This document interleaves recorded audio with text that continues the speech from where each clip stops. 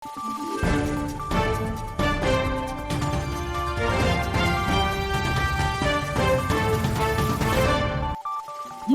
araw, Pilipinas! Ito ang Valiente News hatid sa inyo ng Office of the Vice President. Pinuntahan ng OVP Cagayan Valley Satellite Office ang ilang paaralan sa Ifugao at Sagada sa Cordillera Administrative Region upang mamahagi ng pagbabago bangsi sa kabataan. Ang detalye alamin natin sa ulat na ito.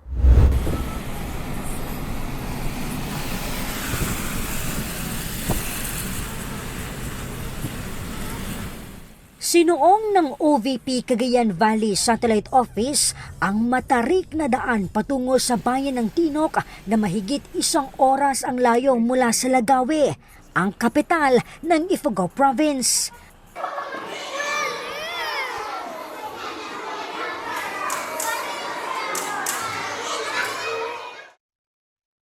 Upang maihatid lamang sa mga kabataan ng Gumahang Elementary School ang kanilang pagbabago bags at school supplies.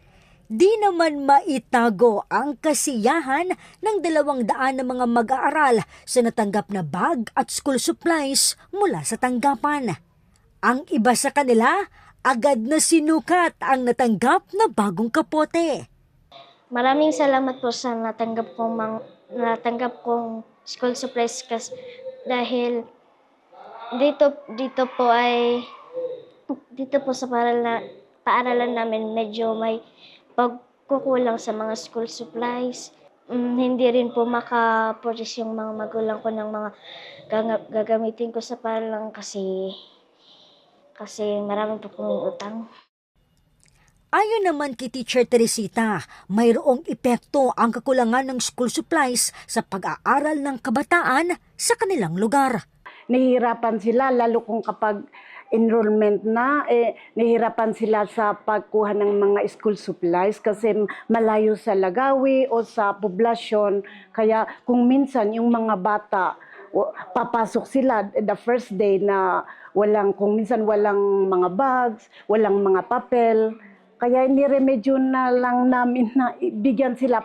Kung minsan yung bata, hindi siya makakatch up kung kulang siya sa mga gamit po, madam. At saka makita mo na hindi masaya yung bata.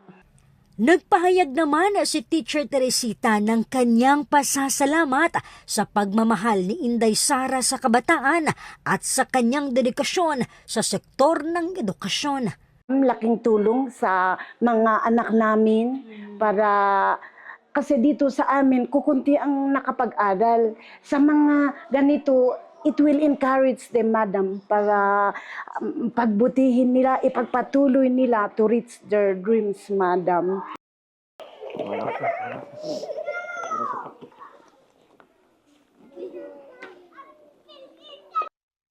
Tinungo rin ng OVP-CVSO ang paaralang elementarya ng EHEB upang maghandog ng pagbabago bags sa mahigit 100 na kabataan. Masyado ng maulan kaya hindi kami nakakapagtrabaho. Yung mga tanim namin nasisira na dito sa ulan.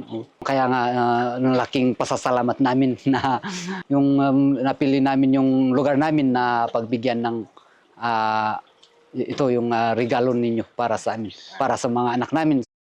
Nagpapasalamat po kami, taos-pusong nagpapasalamat sa binigay po ninyong regalo. Parang regalo rin sa amin dito sa school namin. And then malaking tulong po ito sa pag-aaral ng mga bata para matupad din nila ang kanilang pangarap sa buhay. Mga kabataan mula sa isang paaralan sa Sagada, may inihandang nakakaantig na awit para sa tanggapan ng pangalawang Pangulo. Ang kanilang mensahe para kay Inday Sara Duterte, alamin sa susunod na episode.